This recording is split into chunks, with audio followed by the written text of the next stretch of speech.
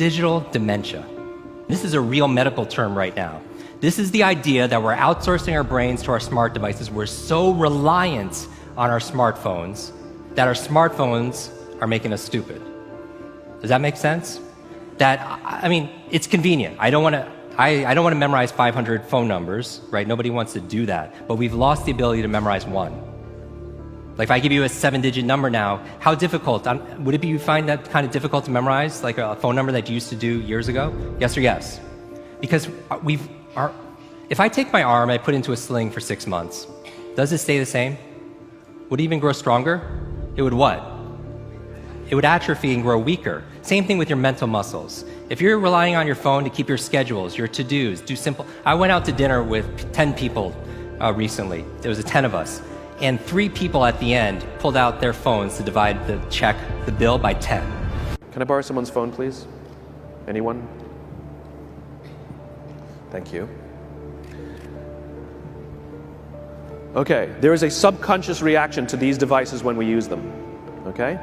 What if I were to hold my phone while I'm talking to you? I'm not checking it, it's not buzzing, it's not beeping. I'm nothing. I'm just holding it. Do you feel at this moment that you are the most important thing to me right now? No, you do not. Because there is a subconscious reaction we have to the device. When it is out, it makes the people around us feel that they are less important. When we show up to a meeting, or a lunch, or a dinner, with our colleagues, our clients, or our friends, or our families, and we put the phone on the table, we have announced to everyone in the room that they are not that important to us. And by the way, putting the phone upside down is not more polite.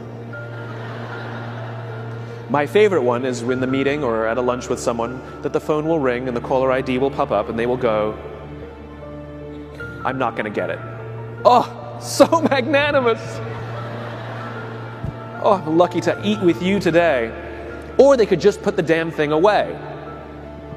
You can tell how addicted we are.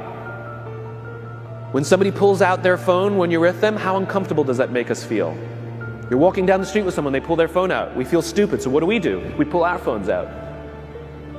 We're so addicted. Somebody goes to the bathroom when we're at dinner, and what do we have to sit there by ourselves? God forbid we should look around the room for 5 minutes. We pull our phones out. Meetings, awful. What do we do when a meeting happens, right? Everybody's sitting waiting for the meeting to start. Bob's running a few minutes late. Bob's here? Okay, start the meeting. Do you know when relationships are built?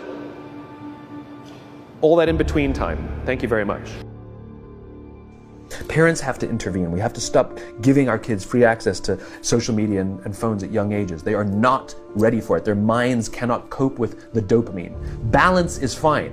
You can give a kid a phone, but they can't use it in their bedroom. They can't have it at the dinner table. They can't take it to school. They can only have it up to a certain hour, and you take it away. They're children. You can take the phone away. We've got to intervene. The science is alarming. They did experiments on mice where they did the multitasking. They put flashing lights to mimic going from the computer to the cell phone, the computer to the cell phone to the TV. The mice that were exposed to the changing lights, it took them 3 times longer to solve a maze than the mice that weren't, and the damage was permanent. It didn't improve when they stopped the lights.